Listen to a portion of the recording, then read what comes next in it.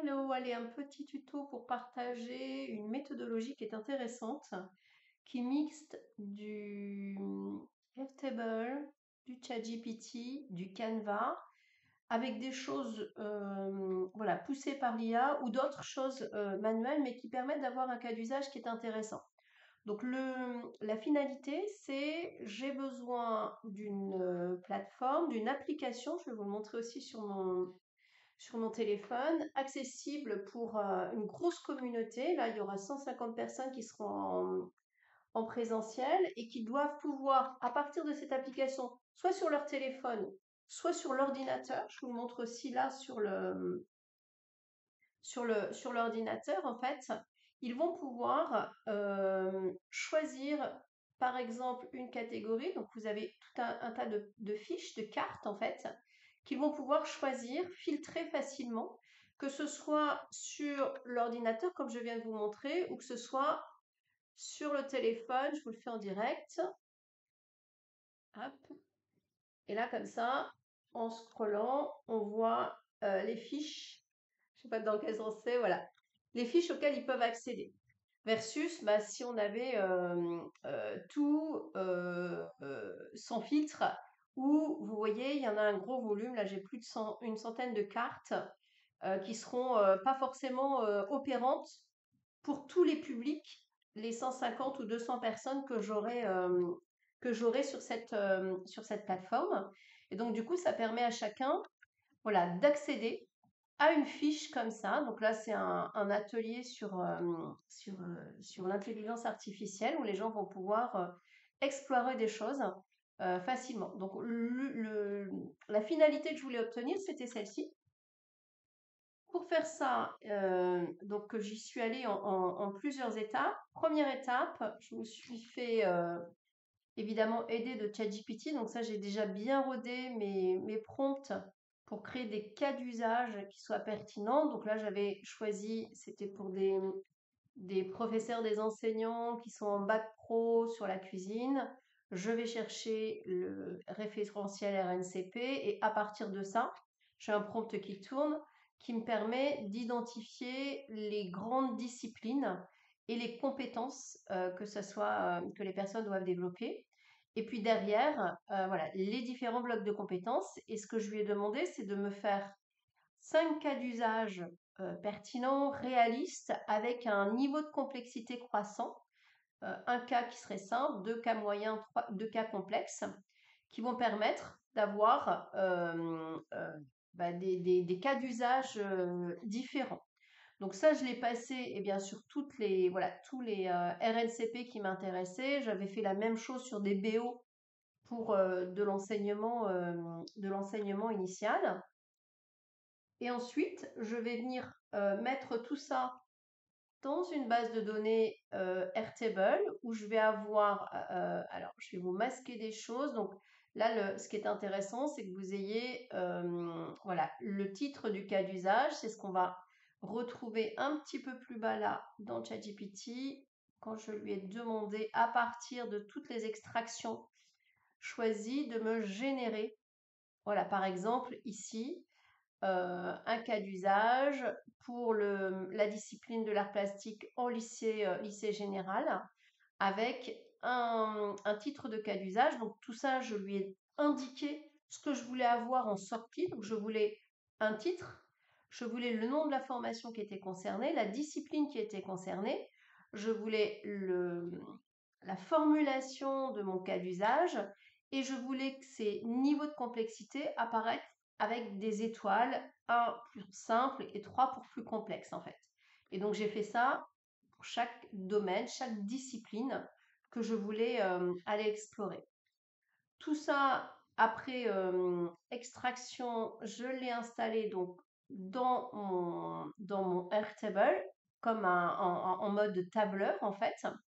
Et donc simplement j'ai rendu plus visuel quand j'ai importé ma donnée dans Airtable, je l'ai rendu plus visuel puisque c'est l'intérêt de ces outils no code de manager visuellement les choses.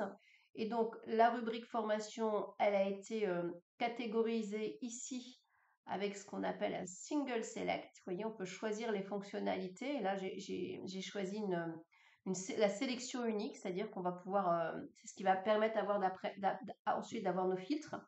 Idem pour discipline. Ici, j'ai mon texte et ici, j'ai ma catégorie de complexité, mon niveau de complexité.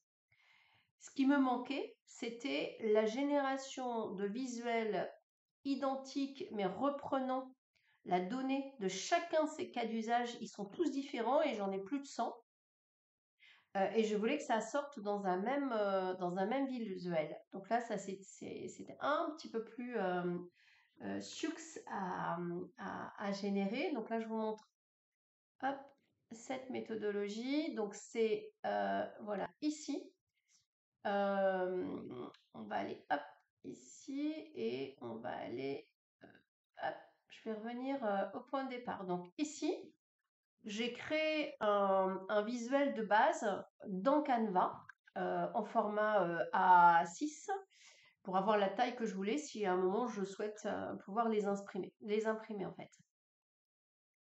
À côté de ça, j'ai créé, alors hop, il manque une vue. Où est-ce qu'elle est passée cette vue ici? Il me manque une vue dans Canva.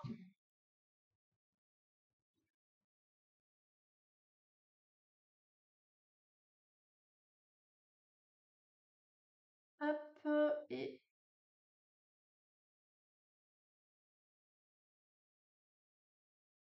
alors, est-ce qu'il m'a gardé la vue que j'aimerais vous montrer? Voilà, il y a une vue qui s'appelle Data. Est-ce que c'est bien celle-ci? Non, c'est pas celle-ci. Ça n'est pas celle-ci. Elle est passée où ma data? Hop, hop, hop. Elle doit être dans IA École. Voilà, et là, je pense que je vais la retrouver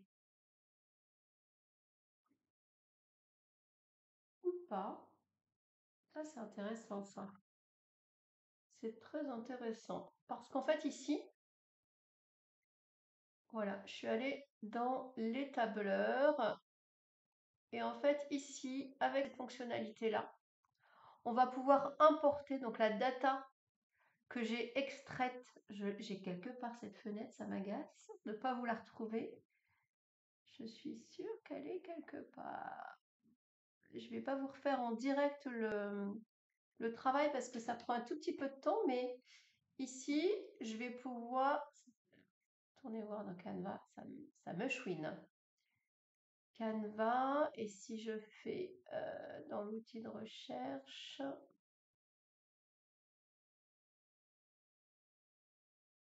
accueil, vos design, data.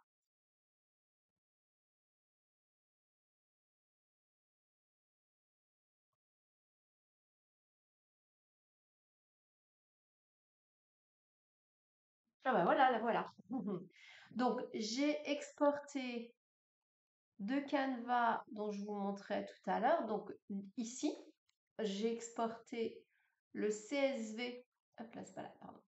J'ai exporté le CSV en fait de cette donnée-là et je l'ai ensuite réintroduite dans Canva avec les rubriques qui m'intéressaient, à savoir la rubrique nom du cas d'usage, formation, discipline, l'IA vous aidera à, et puis là j'ai tous mes textes, et puis mes niveaux d'étoiles, puisque là je ne pouvais embarquer que du texte pour la manipulation que je voulais faire après.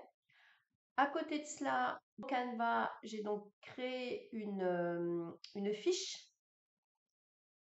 de base en fait. Et donc celle-ci, elle me sert de modèle, donc sans données. Elle me sert de modèle pour indiquer dans la data ici que c'est voilà, cette base-là sur laquelle le Canva va me redonner toute cette donnée. Et donc là, il faut activer, quand on est dans Canva, une application qui s'appelle Bulkget.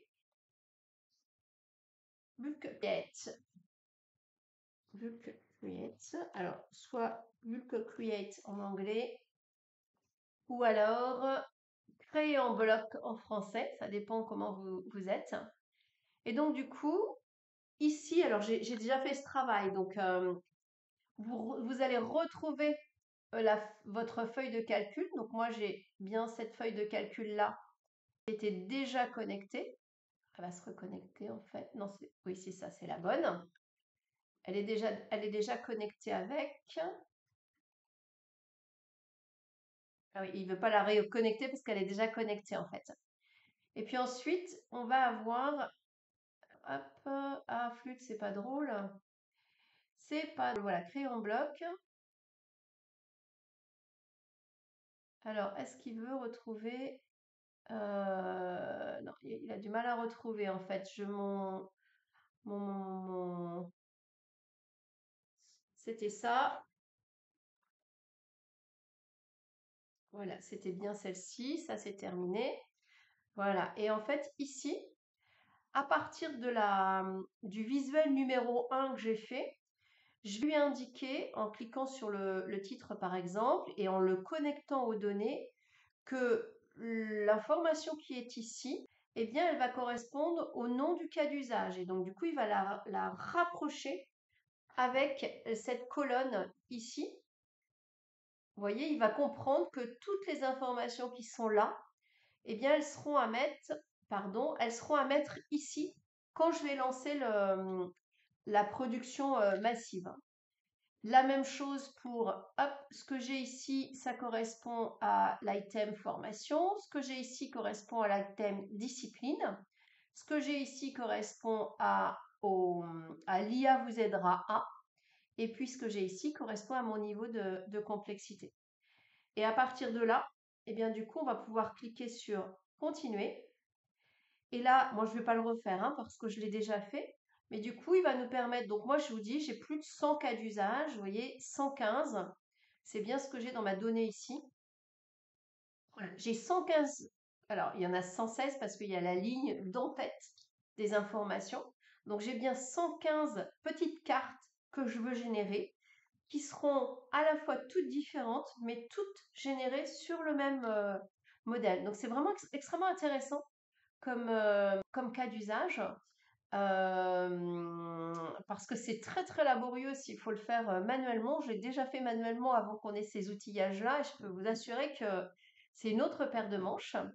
Et puis quand ça c'est fait, et bien du coup, il suffit de recharger dans le bon ordre évidemment. Donc il faut être vigilant sur la façon de nommer les choses pour facilement les retrouver. Mais du coup, ça permet de charger ensuite toutes ces cartes dans cette colonne qui nous permet d'avoir une pièce jointe. Et là, c'est tous mes visuels. Et ensuite, avec les fonctionnalités interface de Airtable, eh bien de générer, donc là je vous passe un peu ce détail là, c'était pas trop sur le cas d'usage de la génération de l'interface que je voulais faire cette démo, mais voilà, ici, j'ai généré à partir de la galerie de ma donnée en fait, eh ben, cette application que je peux rendre ensuite publique pour que les 150 personnes ou 200 personnes que j'aurai puissent choisir facilement à partir de ces cas d'usage ceux sur lesquels, en fonction de leur discipline, ils vont pouvoir travailler.